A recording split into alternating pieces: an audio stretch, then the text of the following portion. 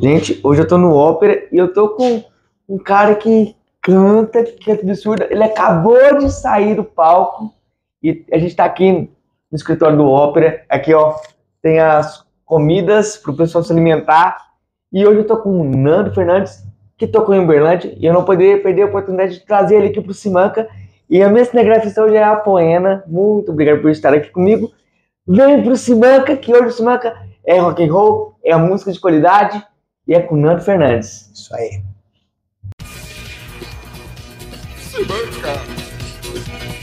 Um cara com 35 anos de carreira, muitas bandas e com música no sangue. E que também joga futebol, que eu sei. Sim, profissional já. Ainda. O cara conseguiu ser profissional. Mas, mano, você tá com um projeto novo, né? Vamos falar do seu projeto. Sinistro. Formado em 2017, lançou CD ano passado. Na verdade, começou em 2006, né? E, aliás, primeiramente, muito obrigado pela oportunidade de estar aqui no Simanca. Você é um cara que eu já conheço de muito tempo aqui de Uberlândia, como eu falei, canto por aqui desde 1995 e agora tendo a honra e a oportunidade de participar do seu podcast com esse cara que é uma sumidade aqui dentro do rock and roll de Uberlândia. Muito obrigado. Gente, muito obrigado. Eu estou emocionado com as palavras. Obrigado. Então, a Sinistra começou comigo e com o Eduardo Danui. Em 2016 a gente começou a fazer os primeiros esboços, né, das músicas e não tinha ainda ninguém na formação, só eu e ele, tanto que nós dois é que escrevemos o disco inteiro. E aí depois vieram, na sequência, convidei o Luiz Mariucci, que estava sem banda no momento, não tinha nem a volta do Xamã ainda, e o Luiz é que trouxe o Rafael Rosa, e assim fechamos o time. E quando estávamos para sair em turnê com a banda, abrindo para o Summer Hanger lá em São Paulo, veio a pandemia e aquele balde de água gelada, tivemos que segurar um pouquinho o nosso projeto, mas agora no dia 29 de janeiro desse ano conseguimos lançar no Carioca Clube, junto com a Clash Bulldog, que é uma grande banda também do Rio de Janeiro, e com o Carro Bomba, que é a banda do meu irmão Rogério Fernandes. Então, olha, bati aqui no microfone, desculpa, pessoal. Tá tudo certo. E então é isso aí, estamos na estrada, já fizemos o Ribeirão, o Rock Series lá, né? Fizemos junto com o Angra e com o Scorpions e a Noturno. Fizemos o Summer Breeze em São Paulo. Agora no próximo dia 15 estaremos na Pedreira Paulo Leminski, lá em Curitiba, no Crossroads Festival. E em breve, grandes novidades, a gente vai divulgar uma agenda bem grande e vai estar visitando o Brasil inteiro. Então volte para cá para apresentar a Sinistro pra gente. Com certeza, já estamos em negociação, Uberlândia. Quero saber mais sobre isso. E eu gosto muito das letras, das composições. Sim. Que, Sinistro, você canta em português. Sim. E eu conheço todo o CD, mas eu gostei muito da que abriu, Amanhã, né, que tá no... Ela é a mais tocada, né? Na verdade, a primeira música é O Mente Vazia. É a Mente Vazia, que você... Isso. É que no Spotify que tá por... No Spotify a mais tocada é o Amanhã, né? Que é uma música que eu escrevi essa letra, cara, baseado nas coisas que eu ouvia da minha mãe. Minha mãe faleceu tem 4 meses e muitas das coisas que estão escritas ali naquela letra é coisas que eu ouvia ela em alguns momentos dela de depressão, quando meu pai dava umas pisadas na bola com ela, ela ficava chateada, e muitas das coisas ali, mas sempre uma coisa legal, que ela sempre via uma luz no fim do túnel, que é esse lance do amanhã, né? Eu consegui escrever sobre toda aquela atmosfera que envolve as pessoas que têm pânico, que têm as mais variadas síndromes, né, que aprisionam a pessoa, que levam ela para um lugar escuro, mas o refrão é bem legal porque é positivo, é incentivador para que as pessoas olhem lá na frente e encontrem aquela luzinha lá e que voltem a sorrir, porque a vida ainda vale muito a pena. Eu estava lendo, estava acompanhando um pouco do Nando. O Nando, ele valoriza todo esse processo musical, porque ele tá com uma banda que, assim, se eu olhar, todos os músicos são, cara, assim, bandas que já fizeram história, tem muita história, junto com o Nando. E você valoriza, assim, o profissionalismo de cada composição, de cada acorde, que você tem um estúdio, e você valoriza muito a sua trajetória de tudo. Inclusive os covers, você tem o rádio show, você tem a Santíssima, e você valoriza o trabalho de fazer uma tatuagem hoje aqui, o Jojo me tatuou o símbolo da Santíssima, ó. Então tá aqui, fiz aqui em Uberlândia, agora tá registrado aqui. Santíssima Trindade, para vocês não sabem, é uma banda cover também, e que faz tributo ao Led Zeppelin, Deep Purple e Black Sabbath. Somente, né? Essas três bandas. Somente, né? Essas três bandas que, além né, de ser uma referência, Nando, sim. Você tem um painel no seu quarto com os vocalistas no seu estúdio, né? Isso, os vocalistas. O Nando é feito de tudo aquilo ali. Né? E tem de tudo. Tem do Bon Jovi, ao Dio, ao Skid Row, ao Sebastian, ao Ronnie Van Zant do Lynyrd Skynyrd, do Yorny Land, ao Bruce, do John Fogerty, do Creedence, ao Chris Cornell, Freddie Mercury. Ou seja, ali é... É toda a referência que ele tem. O meu DNA, né, tá formado ali, né? Ele colheu. E você valoriza muito tanto o cover quanto o autoral. Você tem essas duas vertentes, porque a gente tem uma rixa, assim, de autoral com só cover, com cover e autoral. Tem que fazer só autoral, tem que fazer cover. E você valoriza tanto essas duas vertentes. O cover, que é a sua essência, que é a sua referência, e o autoral, que é a sua referência junto com a sua essência. Sim, exatamente. Então, você trabalha essas duas vertentes de uma maneira muito autêntica, né? A sua voz é muito autêntica. E como que você conta isso para os seus alunos, por exemplo? Porque eles têm essas referências, mas todo mundo fala assim, não, eu quero tocar só autoral. Só que a gente sabe que o mercado, e nos barzinhos e tudo, precisa desses covers por causa do público, por causa entretenimento, né? Do entretenimento, entender a música como um mercado, como um trabalho. E você, como você é um professor de canto, e muita gente que te procura quer ir muito para essa parte do rock and roll, que os barzinhos tocam muitos covers, mas as pessoas ficam com medo de não lançar o autoral, mas também ficam naquela ânsia de tocar só os clássicos. Fica naquela dúvida. Isso. A questão dos covers, cara, eu diria que é a grande faculdade dos músicos, em todas as vertentes. O pessoal do samba que cai nos bares, tudo para tocar, faz os covers de samba, porque é o trabalho de pesquisa. Todas as bandas de baile servem como uma escola, porque é onde o cara vai pesquisar, onde ele vai ver aonde ele se dá melhor, tudo, para ele poder, e eu acho que em qualquer profissão. Um jornalista como você, você deve ter os seus mestres. Quais são eu que lhe pergunto agora, quais são os seus mestres dentro do jornalismo? Olha, eu gosto muito do Juca Kfouri. Juca Kfouri, autêntico pra caramba. Boca nervosa, né? Ele é um boca nervoso. Eu tenho um grande... É daqui perto, o Renato Peters, também que é esportivo, né? Tem aqui a Adriana Oliveira, que é de cultura. Adriana Oliveira, incrível. Eu fui chamar minha madrinha, ela me ajudou a fazer o meu TCC, que foi de música independente de Uberlândia, de 2015, em que eu formei. Então, é uma referência que eu tenho. Maurício Ricardo, daqui. Maurício Ricardo, também trabalhando no Correio. Então, são referências que eu tenho e são próximas a mim, que eu tenho muito contato, que eu consigo me alimentar dessa fonte diariamente. Então, aí é o que eu estou te falando, por isso que eu fiz essa pergunta. Tem um pouquinho dessas pessoas em você, sempre, né? E assim eu digo na medicina, e assim eu digo em qualquer profissão, as referências são importantes. E dentro da música, primeiro que as pessoas começam a estudar praticando os covers, né? O cara vai estudar guitarra, então ele vai lá, o professor ensina, vamos tocar aquela música dos Beatles. Então, o trabalho, o start de todos os artistas é em cima dos covers, das referências, para formar a sua própria personalidade. As pessoas hoje me veem cantando e falam, nossa, você canta igual do Dio. Aí eu falo, não, tem um pouco de Dio, mas tem um pouco do John Fogerty também, que é a mesma distorção na voz, né? E do Coverdale, e do Gillan, do Bruce. Então, quer dizer, hoje em dia você consegue encontrar... eu busco sempre uma personalidade, as pessoas ouvirem o Nando cantando. Mas as pessoas que param para pensar, o que será que o Nando gosta? Vai conseguir encontrar todas essas influências. E eu acho que essa história de brigar por cover e autoral é ridículo, porque o espaço é para todos. Só que você tem que encontrar os caminhos do seu autoral. Suas músicas têm que ser boas, suas letras têm que ser boas, sua banda tem que ser profissional, você tem que se posicionar de uma forma diferente. Hoje em dia, as redes sociais trazem a possibilidade de você expandir isso muito mais do que quando eu lancei o disco do Cavalo Vapor lá atrás, que nós tínhamos algumas revistas, não existia rede social, era panfleto, era o boca a boca, era vender para os amigos, fazer show, produzir, carregar as coisas, enfim.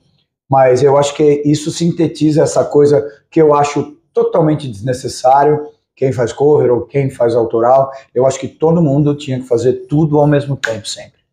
Eu acho muito legal quando o Nando fala um pouco dessa, fazer tudo ao mesmo tempo.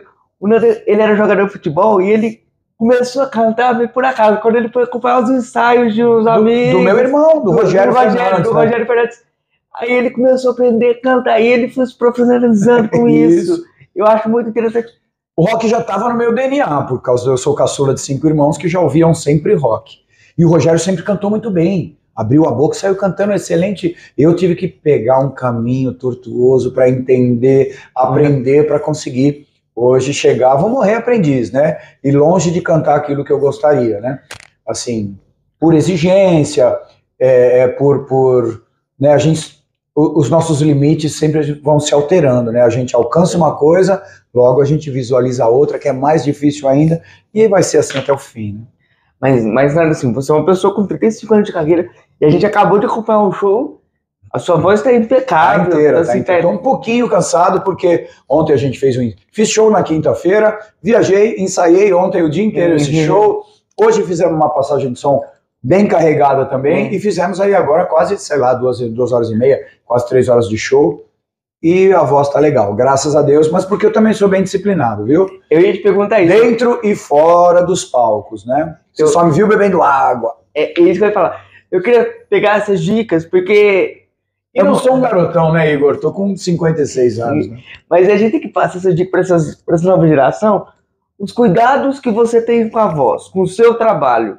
E aí, eu queria que você compartilhasse um pouco desses cuidados com essa nova geração que chega assim, na empolgação, de curtir só o glamour do momento e tudo mais. Mas tem uma coisa que é a minha profissão, o andamento da minha profissão, e como você se cuidou e se cuida para manter, para mim, uma voz assim, impecável, uma das melhores do rock nacional e do heavy metal, que é um jeito de cantar muito difícil, extremamente complicado. Enfim, tá sempre longe dos exageros, né? Vai falar, Nando, você não bebe?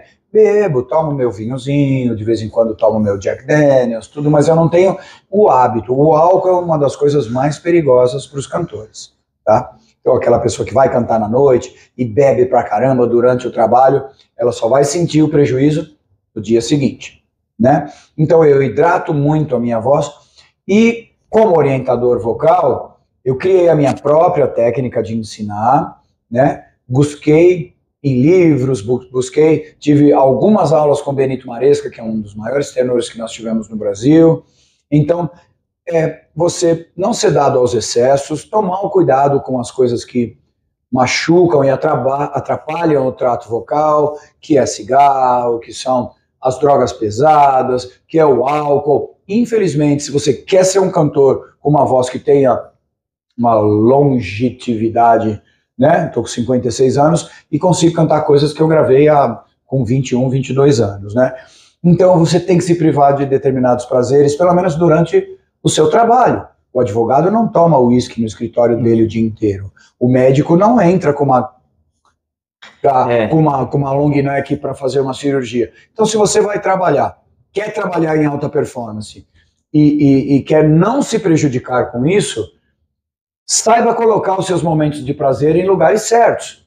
Você bebe na hora certa, você faz tudo o que você tem que fazer, mas na hora certa. Mas quando for trabalhar, se prepare para isso, para hoje, para amanhã, para depois, né? Eu acho que as dicas são essas, né? Procurar um bom orientador vocal é fundamental.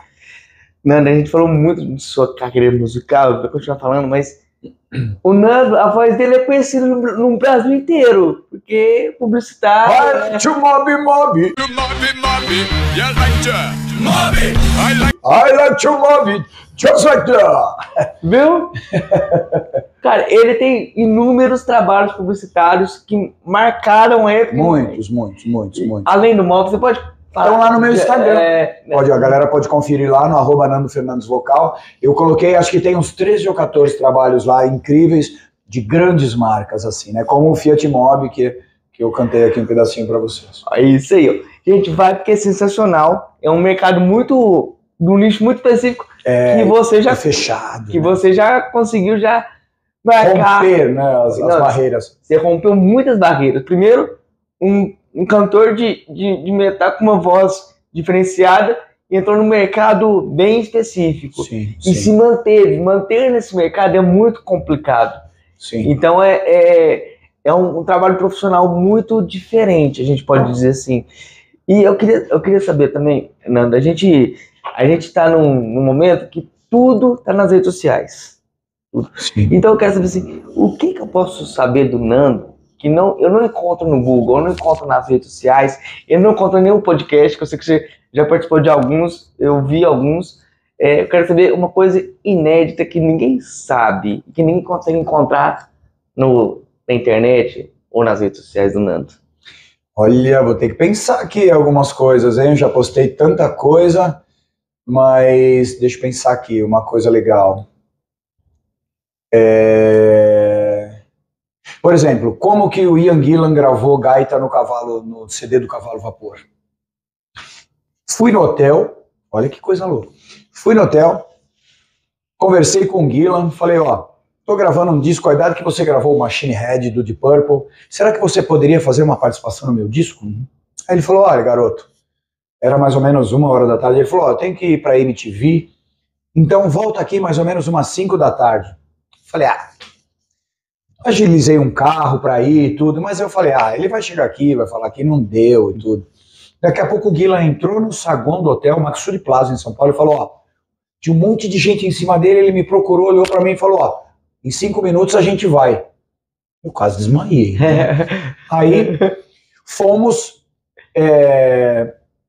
e aí eu tinha ligado para um amigo, pro Kiko Miller, que o pai dele tinha um Santana executivo na época. Falei, esse é o carro que tem que levar o Gillan. Só que aí não deu certo, ele veio com a Paraty, velha dele. Aí chegou na porta do hotel, eu falei, Kiko, cadê o Santana? Ele falou, não deu, eu tô com a Paraty aqui. Eu falei, meu Deus, o que a gente vai fazer?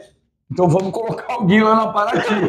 O Gillan entrou na Paraty, o meu irmão estava na Paraty também, no banco de trás, e ele falou, o quê? O Gillan vai nesse carro? Ele falou que ele ficou virado olhando, que ele não conseguia nem olhar para o Gillan. Aí ele ficou olhando assim para fora.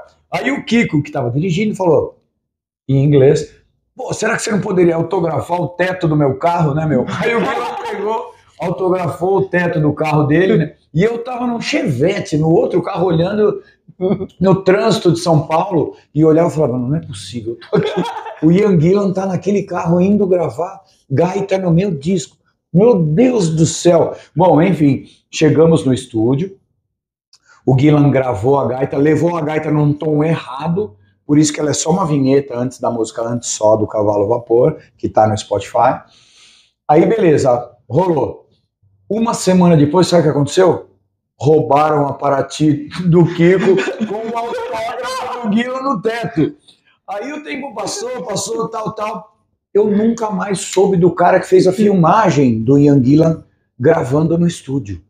Gente. O cara nunca mais encontrei. Eu só tinha uma cópia de um VHS, o Ian Gillan gravando gaita no disco do Cavalo Vapor. Aí eu tive meu primeiro filho, aí eu tive meu segundo filho, o Thales. Aí o Thales acho que estava com 1 ano e meio. Aí, num domingo, eu estava no meu quarto, eu e minha esposa, aí nós falamos assim, eu acho que o Thales acordou. Tô ouvindo um barulho na sala. Aí, o que aconteceu? As fitas VHS ficavam embaixo da TV. Você acredita que ele foi lá, ele puxou exatamente a única cópia que eu tinha do Ian Gillan gravando gaita no meu disco, e ele começou a puxar. A hora que eu cheguei na sala, ele era um rolo só de fita. Meu Deus! E acabou com esse registro. Então eu deixo aqui para todos vocês aí, se alguém souber, né, nessa gravação, por favor. Quem é esse cara? Se existe uma cópia do Ian Gillan tocando gaita no disco do Cavalo Vapor, entre em contato comigo, que vai ser muito louco isso. É uma história muito louca que você mesmo não tinha ouvido em lugar nenhum. Não, eu tô querendo assim, o cara que roubou Paraty não sabe que tá lá o autógrafo. Desmanchou a Paraty, sei lá o que ele fez e onde tá esse tecido, né? Pois é, eu fico imaginando, meu Deus. O cara que roubou, quando ele chegou lá com os manos dele, né? O cara falou, aí o cara falou, que é isso aqui no teto? Alguma criança rabiscou, sei lá o que ele pode ter pensado. Né? Mano, eu queria ver com vocês. Eu tenho uma condição que o pessoal classifica como deficiência. Sim. Né? Eu não gosto dessa palavra. Sim. Ela significa falta de alguma coisa e eu troco esse termo por singularidade. Sim. Porque a gente tem várias singularidades. Ela pode ser de comportamento, pode ser emocional e pode ser física também. Exatamente. Então, alguma das minhas singularidades, eu sou manco, gordinho, baixinho, então, além de outras. E eu quero que você compartilhe uma singularidade do Nando. Toque. Simetria. Com o quê? Com tudo. Ó, você pode ver, essa tatuagem tem exatamente o mesmo tamanho dessa e está na mesma posição. Gente. Eu fiz essa daqui.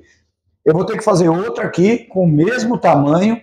Vou ter que colocar aqui e pode ver, eu tenho uma aqui, tá faltando uma aqui. Então, enquanto agora não fechar isso aqui, né, essa simetria, acho que a minha singularidade eu sou muito simétrico com as coisas. As pessoas que fazem a minha arte, às vezes eu falo, não tá muito... Eu acho que ele não pode me ver em pé, não, porque eu não sou simétrico. Me falta simetria. E assim, que mais eu posso falar sobre uma singularidade minha?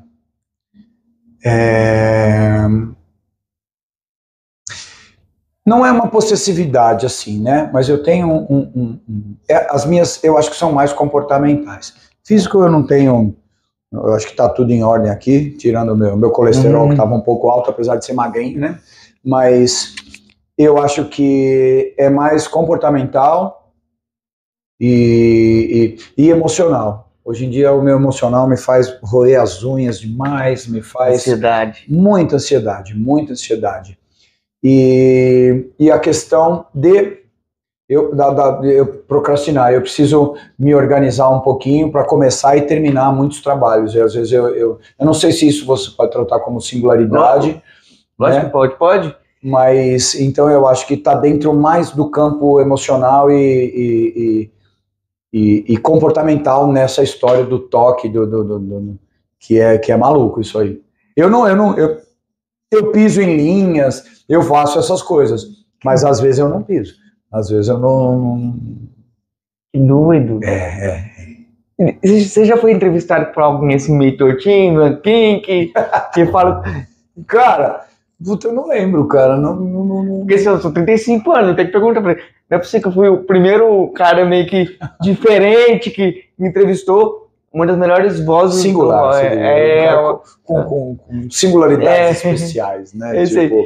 Você tem alguma história com alguma pessoa, vou falar, com alguma singularidade? Nossa, ainda tem uma história linda. Uma vez, um cara entrou em contato comigo e falou, pô, Nando, queria fazer aula com você. Marcou a aula. E eu morava num prédio de 3 andares sem elevador. Já passei por isso, gente. Aí, chegou lá 3 horas da tarde, era o horário da aula dele. Aí 3 horas, 3h05, 3h10. Pô, cadê o Dudé, né? Dudé, vocalista. Pô, Dudé não chega, daqui a pouco tocou o interfone. Pô, tem um rapaz aqui esperando você. Eu desci. O Dudé, ele tinha sido o portador da talidomida. O que é uma talidomida? Eu não lembro se ele era um moderador de apetite, se ele era um antidepressivo, me desculpem a ignorância, eu não lembro direitinho, mas a talidomida depois você pode explicar direito para a galera, você pode pesquisar. Mas ela deformava os fetos. Então ele nasceu sem uma das pernas e sem os 2 braços, ele tinha só os cotocos assim, né? Aí eu desci e dei de cara com ele lá embaixo, né? Falei, pô, e aí, man? Não sei. Esse cara fez 6 anos de aula comigo. Foram 6 anos botando esse cara para cima durante 3 andares, subindo e descendo. Eu olhava, ele vinha de metrô sozinho. Então ele mancava assim também, né? Inclusive, meu filho mais novo, o Ian, quando ele ia embora da aula, meu filho ficava andando atrás dele, imitando ele assim. E ele adorava. Isso é sensacional, porque a criança vai se... Olha que legal, ela vai descobrindo que tem essa diversidade. Isso. E um dia, o Ian meu filho mais novo, estava jogando o Call of Duty, que é o que tem o desembarque do soldado Ryan lá, aquele dia de abertura do game. E ele não conseguia de jeito nenhum. O Dudé chegou em casa. Ô Ian, você não consegue? Ah, eu vou passar essas fases para você. Tira meu tênis aqui. Do pé dele bom, né? Falou, bota o controle no chão. O Ian colocou o controle no chão. Ele com o pé passou 3 fases em menos de 15 minutos. Ele tinha ganho um campeonato de videogame no bairro dele, que ele falou, bicho. Que doido! E ele falava inglês, era digitador. Hoje em dia, aí o que acontece? Ele começou a aprender teclado com os pés. E hoje em dia, ele é um puta professor de canto, toca teclado com os pés. Levei ele cantar no Raul Gil. Quando eu cantei, fiz 30 programas lá, eu levei, aí o marido da Silvinha Araújo, o Eduardo Araújo, meu amigo, tava falou, Dudé, você não me dá um autógrafo? Ele falou, dou, traz aqui a prancheta. Aí quis dar a caneta, ele falou, não, põe a caneta aqui. Botou a caneta nele aqui, ele falou, você quer letra corrida ou letra de forma? Ah, não sei o quê. Aí ele, para não sei o quê, porque escrevia mais rápido do que eu. Por quê? Porque ele era da CD, ele nasceu daquele jeito. Então, para ele, tudo era normal dentro dos padrões que foram colocados para ele, né? Coisa de colocar um vestidor assim com o garfo, então ele ia para os lugares, colocava, amarrava assim, aí ele comia. Era uma pessoa absolutamente normal dentro dos padrões adaptados para ele. Então, esse para mim é um dos maiores assim, mas já trabalhei com pessoas com deficiência visual, com pequenas singularidades físicas, né? Não muito grandes, mas algumas coisas assim, e eu acho que para mim são grandes resgates, assim, eu fico, tá dentro dos maiores orgulhos como orientador vocal, de pessoas com problema de fala mesmo, com problemas que aí eu oriento para foniatria, para otorrinolaringologia e tudo, e já consegui também, paralelamente, ajudar muitas pessoas dentro dessa... Eu acho essa história fantástica. Como é que chama o... Dudé, vocalista. Depois você procura ele, eu vou te passar o contato. O Dudé. Dudé, sou seu fã já, é nóis, tamo junto, a vida para ser feliz. E ele é super ativista com relação às coisas de acessibilidade, de tudo. Ele canta numa banda de blues, né? E, enfim, é um querido, Nando, a gente tem muita coisa, porque você tem muita história. Você acabou de falar do Raul Gil, né, que você fez 30 programas lá, já saiu com o Raul Gil, jogou bingo com o Raul Gil. Já joguei.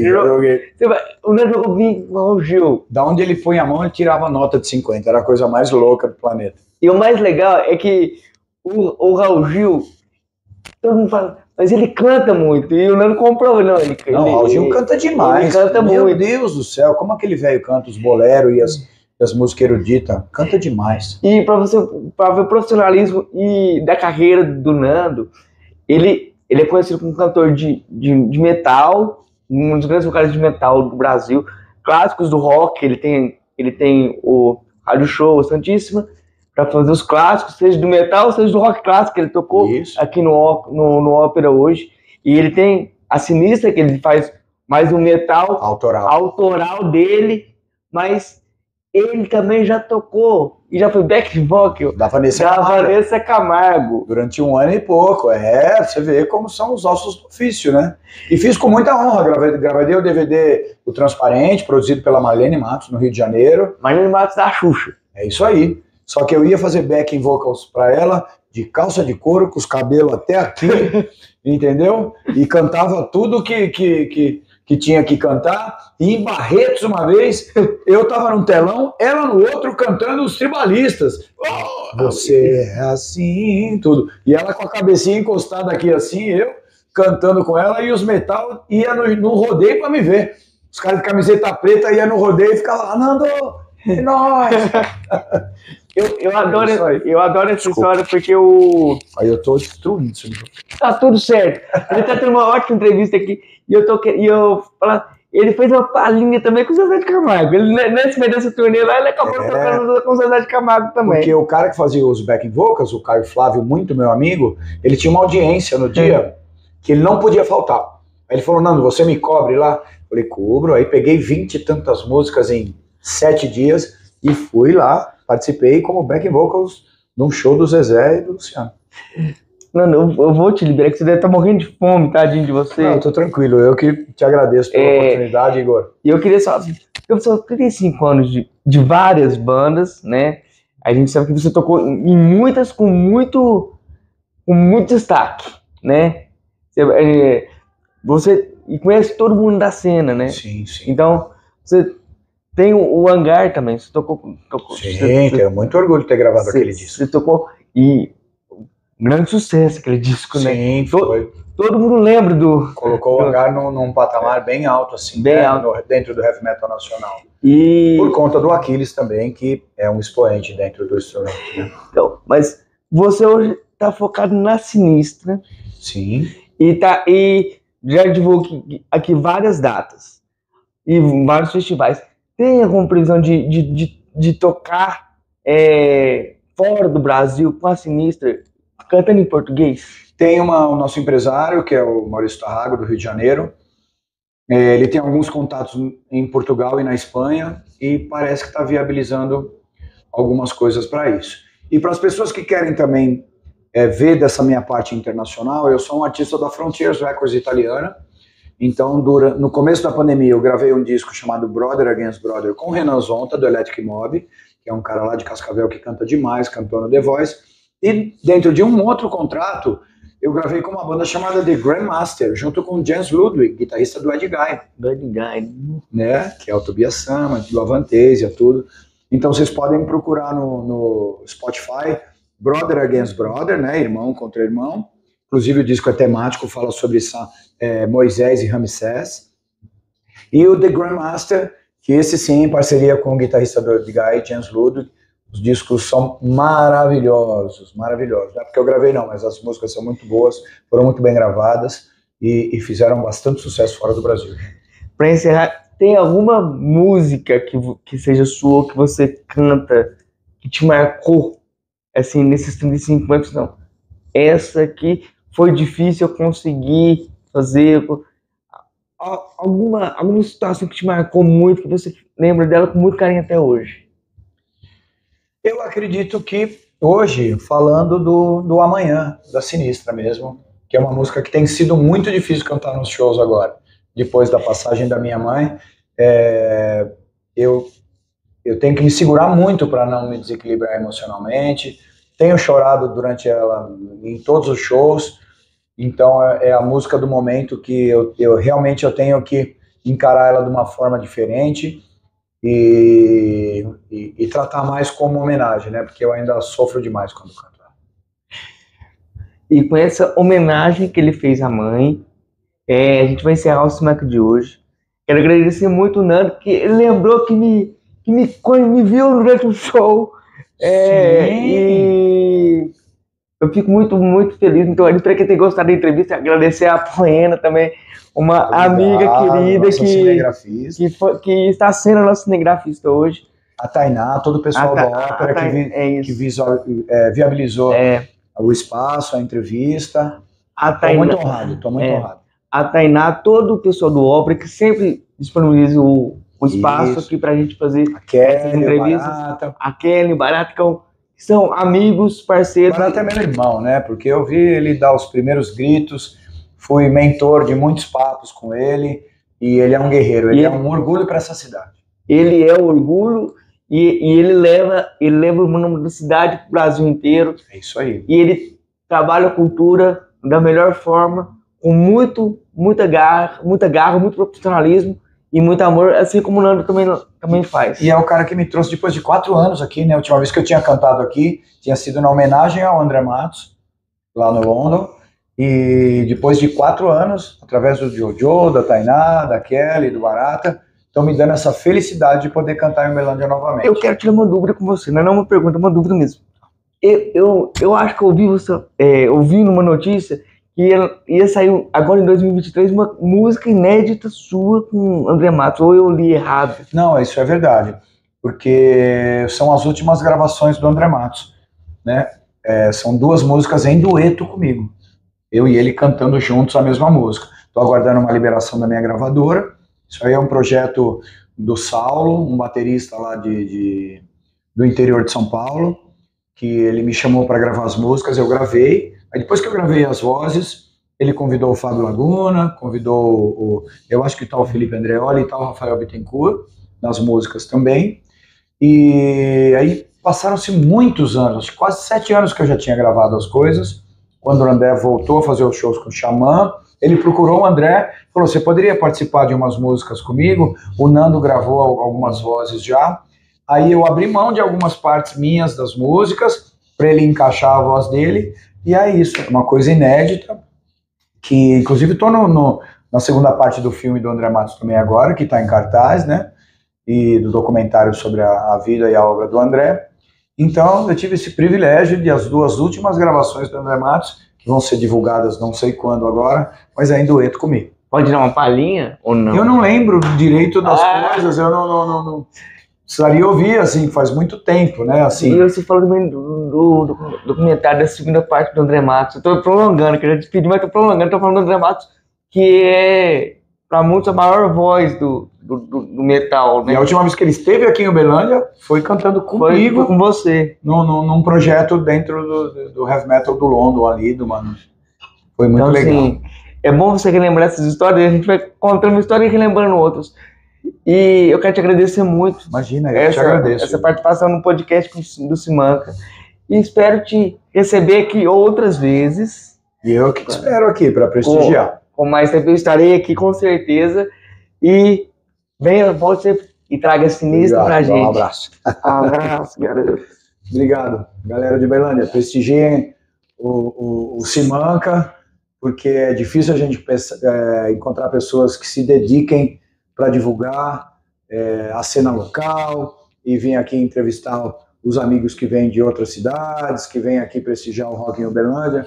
Então, se você não segue, ajude a divulgar para fortalecer o canal do Igor, tá bom? Valeu, gente. Valeu. Obrigado.